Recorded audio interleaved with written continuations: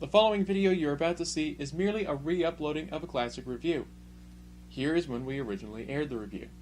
There is one minor alteration to it, the intro. To see the original version of the video, check the link in the description below. Otherwise, sit back, relax, and enjoy this classic moment from Please Rewind Napoleon.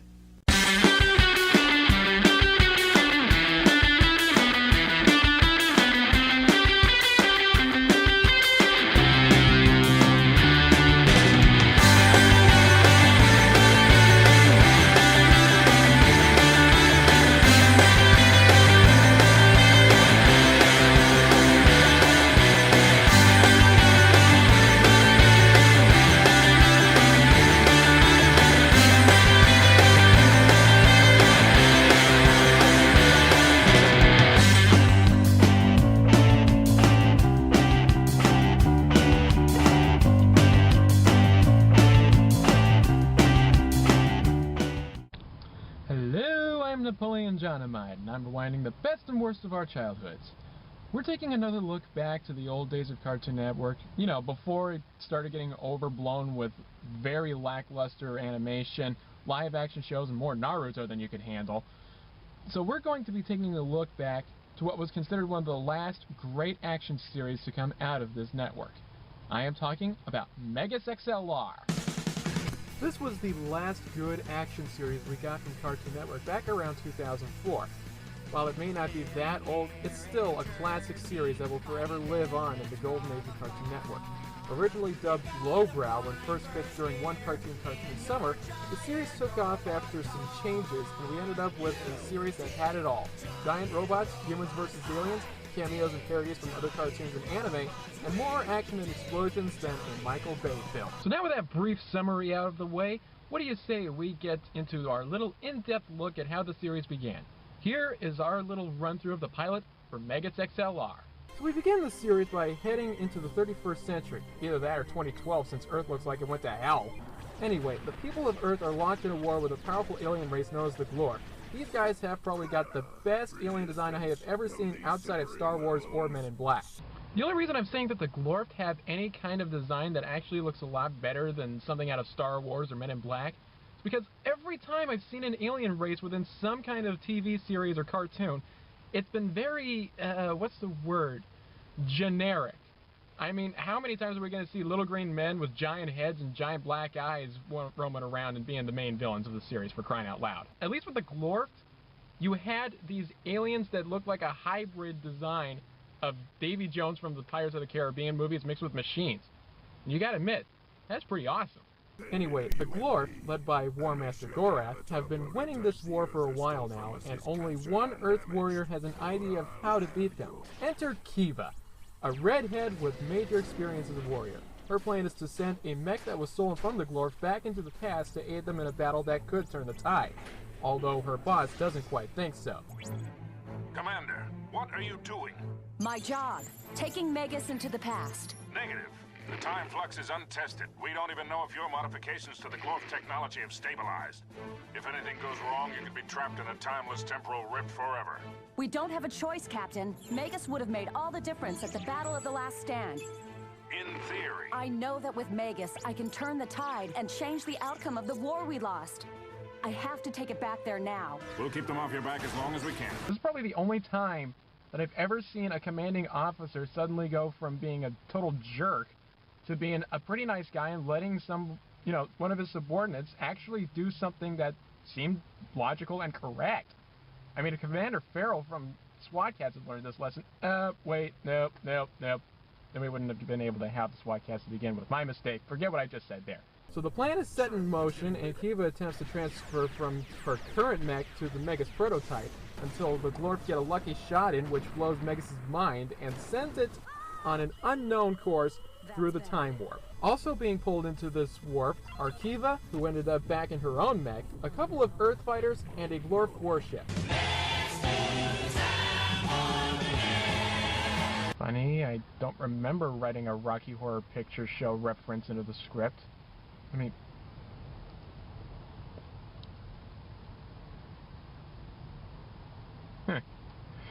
Anyway, let's move on, shall we? We now find ourselves back in the present in Jersey City, where we meet up with Coop and Jamie as they talk about something big that Coop had been working on. You're looking at it. This is what you've been working on all this time? It's cool, but I mean, it's not that cool. Huh?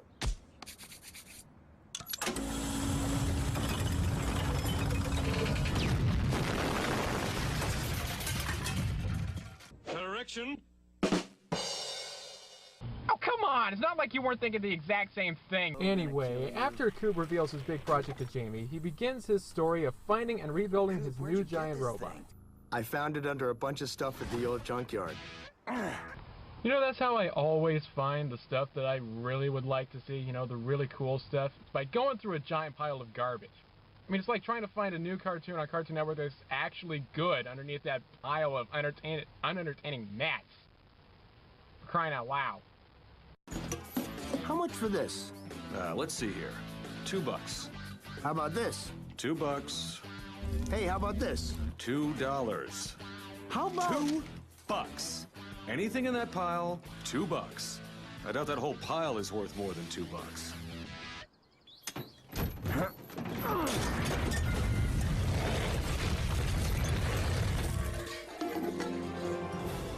Whoa. What's that? No idea. $2, huh? I'll take it. Oh, man. So after Coop finishes his story, he and Jamie begin talking about the crazy stuff they could do with their new toy. This pretty much shows how different the two of them are in every single way. Coop, do you realize what we could do with this thing?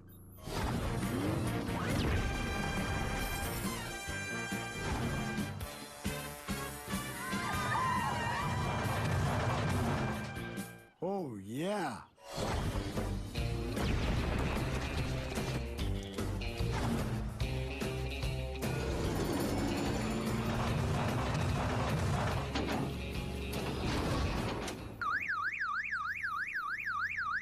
Coop, turn it off!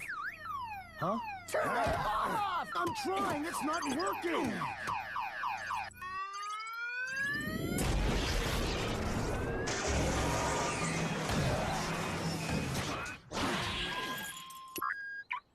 Wait a minute.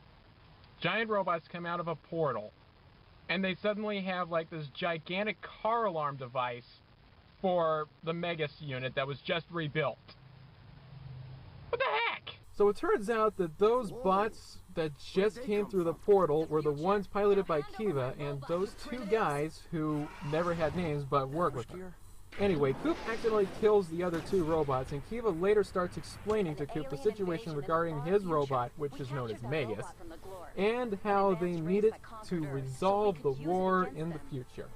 However, things go south during this moment when we get the first fight sequence featuring the big blue bot in action. And it all started when Kiva said this. My robot wasn't meant to be a toy for a prehistoric Yahoo and his pet monkey thing. Monkey thing? Monkey thing! Blaster, Coop! God, I love this series.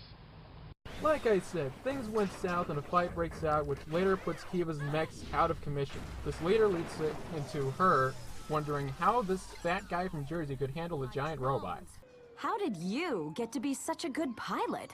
Well...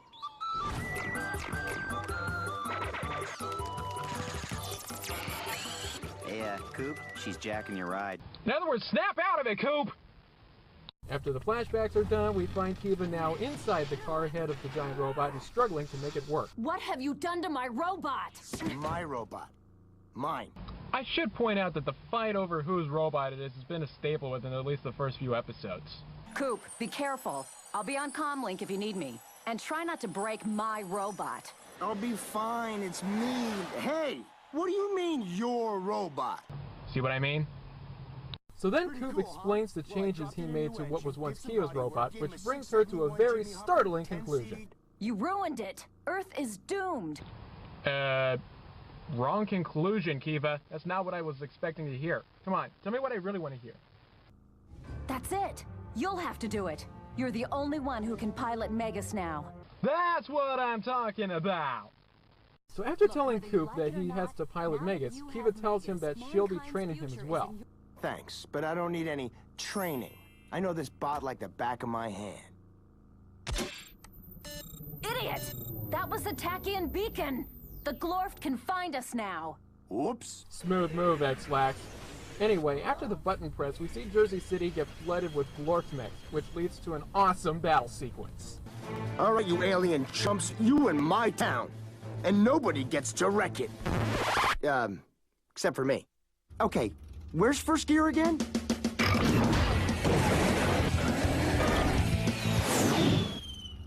Our brand new high-tech satellite station is online. Now we can beam Pop TV to every television worldwide. 24/7 shows about rock stars remodeling your house. Sonic Boom!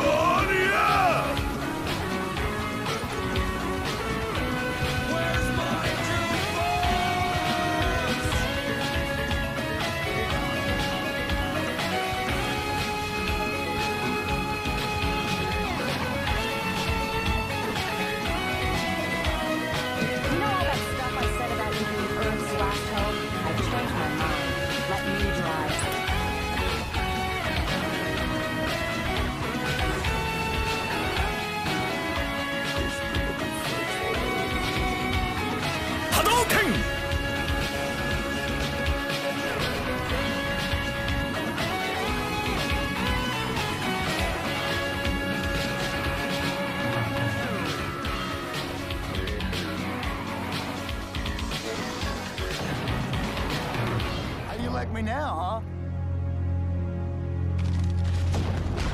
huh? Holy crap! Why didn't the creators think to put Guile's theme into this scene to begin with? Oh, and let's also hope that Jersey City has enough insurance to cover the entire explosion that took out the entire city, for crying out loud. Overkill much there, Coop? So after taking out a multitude of Glorft mechs, Gorath calls in the giant Glorft mech known as the UMD. Prepare for your doom, Earth scum. Yeah? Well, us Earth scum have a saying. The bigger they are, the harder they... Yeah, you just got flicked like a sorry, I don't want to go there. I don't want to gross out any of my viewers. Moving on. So as the UMD gets ready to finish pummeling Megas, well...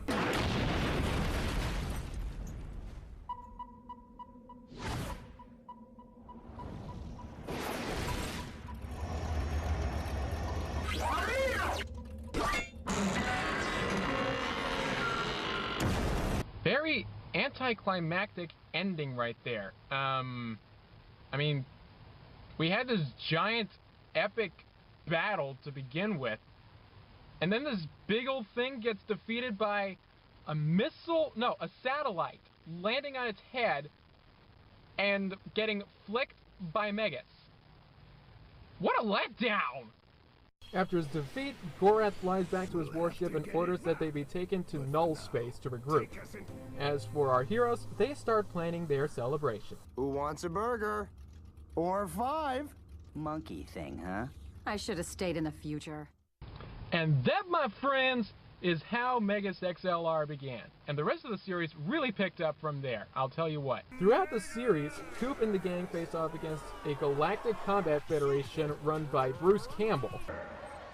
Groovy. A self-repairing machine with a massive superiority complex. Stand aside, or you will be struck down. Die, then. You are no match for the superior tactical abilities of the Regis Mark V. Various anime parodies such as Getchaman and Sailor Moon, along with various Transformers parodies, giant robots, and more Glorft pilots, and a trip to an alternate dimension. What's sad was after the alternate dimensions episode had ended, there were no more new episodes. And what's bad was if there were any loose ends that had been sitting around in previous episodes right towards the end of the series, they never got resolved. I mean, at the end of one of the episodes in which we had the Regis Mark V, it was heavily implied that this one little fragment that was left over from destroying this thing was coming back to life, and the bot was going to be regenerating once again. So to leave it just hanging there on a cliffhanger like that's not cool.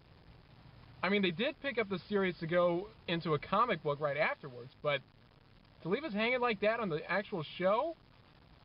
Why? Despite the seemingly abrupt end to the cartoon with loose ends, Megas XLR still gets a 9 out of 10. It was still one of the best giant robot shows to have graced Cartoon Network.